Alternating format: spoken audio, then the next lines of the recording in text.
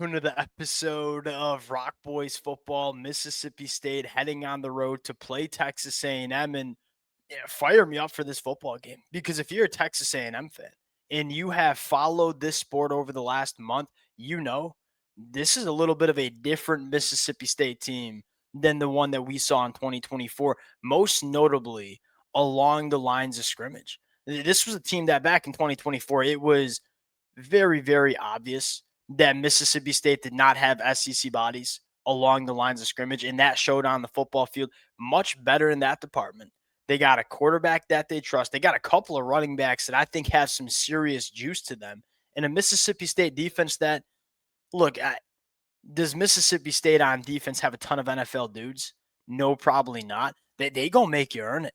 They're gonna give you a lot of cover three looks, a lot of quarter concepts, and say, hey, we ain't gonna give you the explosive play. If you want to go score points on this defense, you got to be methodical. And if I'm a Texas A&M fan, that's what I'm most excited to watch and see how Marcel Reed handles it. Because this is a Texas A&M offense that's been decently reliant on the explosive plays. Mississippi State's probably going to try to take that away and make you earn it. Lean on the run game, lean on your playmakers on the outside. And if there is one thing that I'm really excited about in terms of what we saw from Texas A&M back Saturday against Auburn, they showed that ability. It's like, hey, we're going to lean on the run game and we're going to squeeze this team out. A couple of weeks ago, Texas A&M won on the road against Notre Dame, and it was pretty reliant on the explosive plays. And I want to be very clear that that is not a bad thing. The biggest problem with Texas A&M last year is the lack of explosive plays they were able to manufacture. This year, Texas A&M has shown us they got the ability to do it both ways. They can be patient. They can grind you out with the run game. But at the same time, if you want to come up and stop the run, we got difference makers on the outside that we can be really explosive with. It's what makes this Texas A&M team, in my opinion, so dangerous in 2025. The best way to put it for Texas A&M is that there are not many more complete teams in the SEC than Texas A&M. There are a lot of good teams in this conference, ain't no doubt about that. But there are a lot of teams that are good, but have a lot of flaws.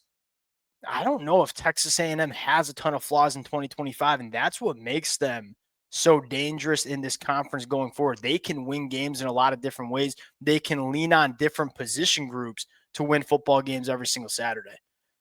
To me, that matters. Really excited to get into this one because I do think that Mississippi State poses some challenges to Texas A&M that we still have some question marks about. Fired up to get into it. Before we do, and as always, Mississippi State fans, Texas A&M fans, let it fly in the comment section. The amount of support for these preview and prediction episodes, been amazing. Can't thank you guys enough. If y'all do enjoy the content, consider subscribing to the channel. Without further ado, let's get into it. Now, let's start there with this Texas A&M offense versus a Mississippi State defense that, oh, look, is Mississippi State posing a ton of threats on defense? I don't know, but they're a really disciplined unit.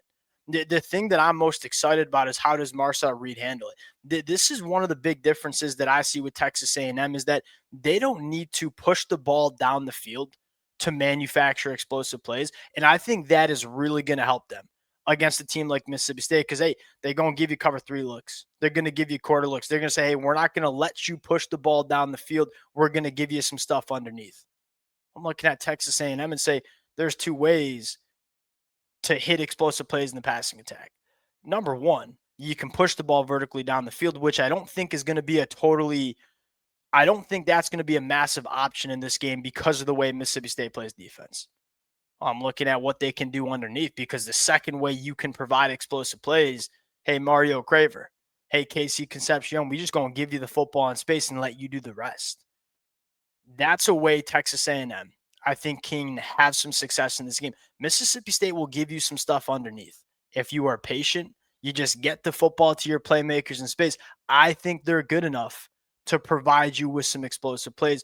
The second part is, hey, we also have the ability to just lean on you with the run game. And that's probably how you want this game to look if you're Texas A&M, because you look at this Mississippi State offense and say they're going to want to run with pace. and play a lot. They're going to try to multiply the amount of drives in this football game. Texas A&M has the ability, because of that offensive line, because of that run game, especially how we saw it against Auburn last week, and say, hey, we ain't going to let you play with all that pace. We're going to string together 12-play drives. We're going to go 75 yards. We're going to run it 8 times on that drive, and we're going to go score and keep your offense off the field. That is probably the way that Texas A&M will look to play this game. And that again, going back to what makes Texas A&M so unique, is that if this does get into a little bit of a track meet, Texas A&M can bang. Like, they can go blow for blow on the offensive side of the football, but they also have the ability, because of that offensive line, because of that run game, to just slow this sucker down. Say, we're going to play this game on our terms. We'll see the avenue that Texas A&M decides to go. I do think they'll try to control this game along the lines of scrimmage, because even though Mississippi State is better along the lines of scrimmage, I still think Texas A&M is the better line of scrimmage team. And when you're the better line of scrimmage team, you can kind of control how this game's going to be played. Flipping the sides to this Mississippi State offense, they're going to want to run fast, and they're going to want to lean on the run game. These running backs, they got some juice to him. And I think Blake Shapen, when he gets into a little bit of a rhythm, can hurt you. Here's the thing for Texas A&M. I want to see the consistent run fits that we saw against Auburn. That was one of the biggest questions we had, was early in the year. It was kind of sloppy stopping the run. You gave up some explosive plays on the ground. It's gotten a lot better against Notre Dame, and it was really damn good against Auburn. That's going to be important. Can you take away the run game? Because make no mistake about it, Mississippi State, they're running the football dang near 60% of their offensive plays. Can you stop the run game first?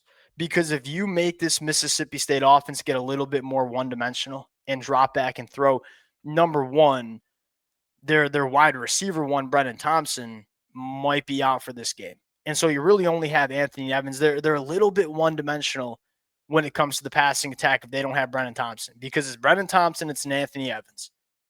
Those are the kind of the two difference makers that Mississippi State wants to run their passing attack through.